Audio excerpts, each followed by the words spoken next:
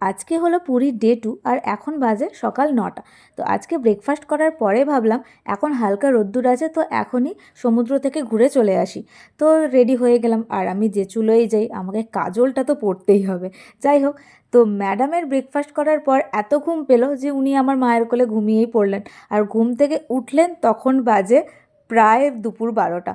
আর এখন রোদ্দুর ভীষণ চড়া, তাও ভাবলাম যে যাই হোক একটু অল্প করে হলেও ঘুরে আসি, কারণ ও এখনও অবধি দিনের বেলা সমুদ্রটা দেখেনি। তো গিয়েছিলাম, কিন্তু প্রচণ্ড রোদ্দুর ছিল, তাই খুব বেশিক্ষণ থাকতে পারিনি।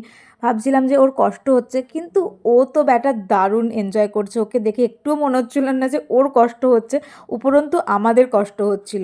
তো যাই হোক, আমরা বেশ এনজয় করলাম। তারপর বাড়িতে আসার পরে কিছু ফটোশ্যুট করলাম, আর ওর বাবা এই যে ফটোগুলোকে দেখাচ্ছে। ও তো ভীষণই মজা পেয়েছে। আর কি জানো তো, এই ছবিগুলো আমি এখনও পোস্ট করে উঠতে পারিনি, আমি এতটাই ল্যাদকট। যাই হোক, ছবিগুলো খুব তাড়াতাড়ি পোস্ট করব।